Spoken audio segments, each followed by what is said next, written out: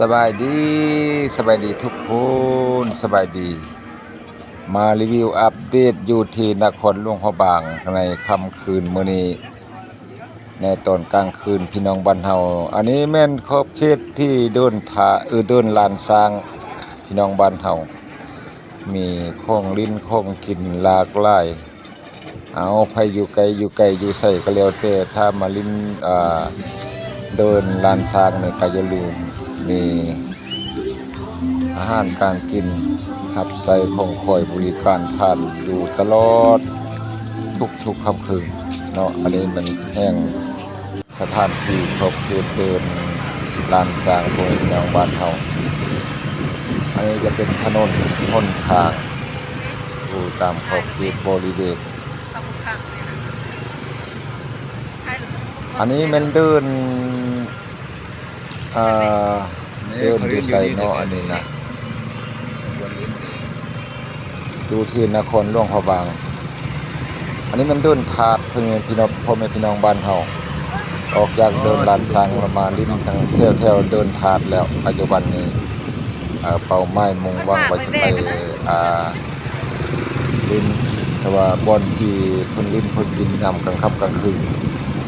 ก็คือตลาดมืดนั่นเองเนาะหนทางออกจากเดินถาดไปที่ตลาดมืดพ่อแม่พี่น้องบ้านเฮาพอธรรมดาอยู่ตามถนนหนทางนครหลวงพระบางถ้าคนก็ไล่เพื่อนพี่น้องบ้านเฮาอันนี้แม่นจุดชมวิวธรรมชาติน้ำพุอยู่ขอบเขตต่อหน้านี่เป็นน้ำพุ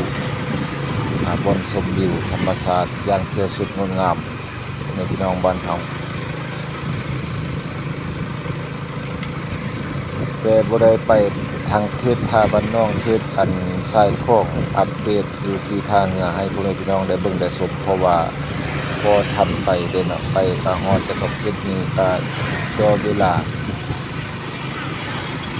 ทีมงานได้มาโลมาลิ้นอยู่แถวหลวงพระบางพ่อแม่พี่น้องบ้านเฮาได้เปิดใส่หูใส่ตาณคนหลวงพระบางแห่งนี้ให้พ่อแม่พี่น้องได้เบิ่งได้ชมอยู่ทางคลิปวิดีโอเป็นอะไรนั้นตำหนิติชมให้ได้เพราะว่าจะบ่ได้พากย์เสียงเนาะตอนอัดคลิปได้มาตัดต่อให้พ่อแม่พี่น้องได้เบิ่งได้ชมในตอนนี้ขอบเขตวงเวียนที่ว่ามีน้ำพุแถวนี้พ่อแม่พี่น้องบ้านเฮามอจิฮอดตลาดมืดเนาะพ่อแม่พี่น้องบ้านเฮาได้ไปได้มากับมาลิ้นมาชมมาเที่ยวมาแวะมายามเมืองมรดกโลก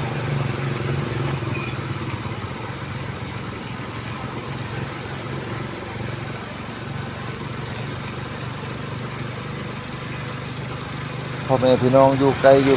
ไสก็แล้วแต่ถ้าได้ไปได้มาก็ไปโลกไปลิ้นเราเบิ่งเนาะยามกลางค่ำกลางคืนทีนี้ก็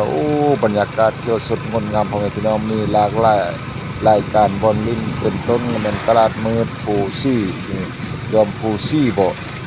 แล้วก็นอกนั้นยังมีเดินถาดเดินลานช้างเนาะที่ว่าพาลูกพาเต้ามาลิ้นมากินพาลูกพาเต้าไปลิ้นไปหัวไปลิ้นไปม่วนมีหลากหลายสไลเดอร์มีรถไฟฟ้ามีอันนั้นอันนี้จังซั่นจังซี่หลายอันหลายแนวของคอยทาทานบริการอยู่ตลอดเลย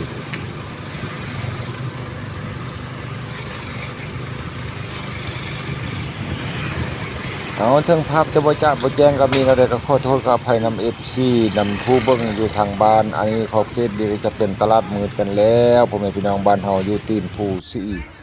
อยู่ขอบเขตตีนภูซี่พ่อแม่พี่น้องบ้านเฮาเป็นตลาดมืดอันนี้ยามกลางค่ำกลางคืนทีนี้เข้ามาวางงานแสดงสินค้าต่างๆอยู่ตามถนนหนทางนี่ก็ก็บ่ธรรมดาพ่อแม่พี่น้องบ้านเฮา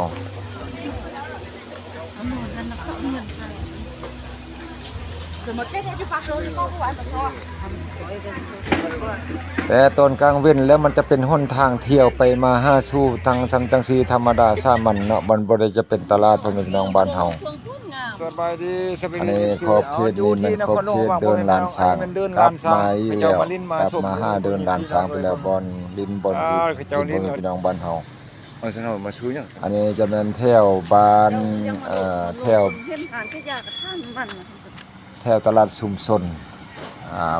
บ้านพลแพงหม้อผู้ซี่พ่อแม่พี่น้องบ้านเฮาอัปเดตรีวิวให้พ่อแม่พี่น้องได้เบิ่งได้ชมอยู่ครบเขตตลาดชุมชน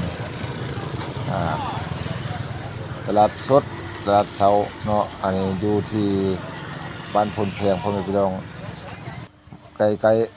ๆอันนี้ก็จะเป็นเขตทาแบบว่าเป็นทาทางบ้านเนื้อลงพะบางพุ่นแล้วอันนี้นะก็เขตบ้านดอนมาชมวิวอัปเดตเหือขึ้นเหือลองให้พ่อแม่พี่น้องบรรดาท่านได้เบิ่งได้ชมโอ้เหือนักท่องเที่ยวเนาะมีนักท่องเที่ยวเขาเจ้าเซฟเขาเจ้ากินเหล้ากินเบียร์กินอาหารการแกมห้องกับของแกมเซฟตูเซฟดนตรีไปตามเหือคอยขึ้นคอยลองไปม่วนพ่อแม่พี่น้องบ้านเฮาคือเห็นตอนสมัยนั้นไปลิ้นทำติ่งพุ่นเด้เนาะคอยขึ้นไปจังซี่แหละพ่อแม่พี่น้องบ้านเฮาจัดรอบกันครับลำทำเพลงไปตามเหือนั้นก็หักม่วนดี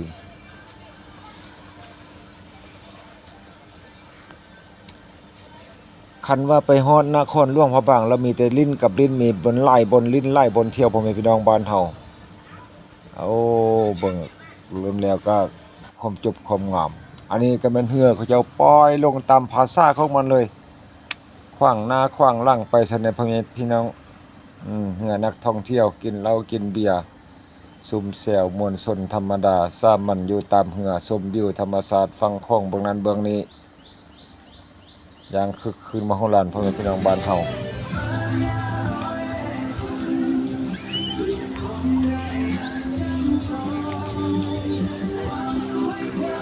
ก็บ่มีเวียกมีงานเนี่ยก็ต้องไปโลอัดคลิปให้พ่อแม่พี่น้องลง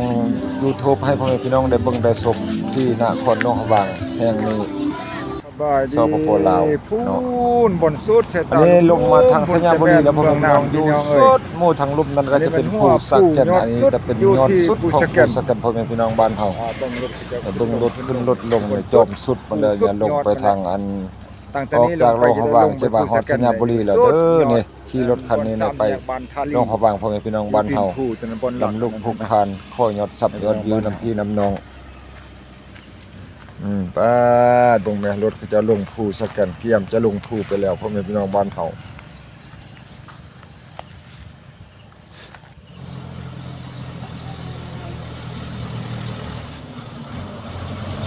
เบิ่งทางหน้าลงภูบนจะลงภูไปหารถจะขึ้นภูไปก็บ่ธรรมดาพี่น้องเอ้ยอันนี้แม่นขอบเขตภูสแกนพ่อแม่พี่น้องบ้านเฮาลงจากภูสแกนมอจะฮอดขั้วน้ำฮอดขั้วน้ำคลองพี่น้องเอ้ยอันนี้แม่นขั้วน้ำคลองบ่ธรรมดา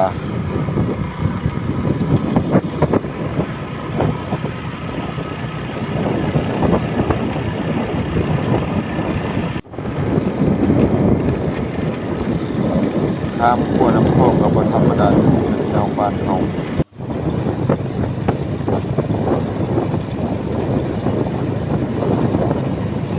เอาว่าเขาเก็บโอ้พาพุทธาพุทธเจียงเป็นอะไรก็ขอโทษขออภัยนำมาด้วยน้องได้รับต่อบรรยากาศตามถนนหนทางในเมืองน้องข้อเข้าใจ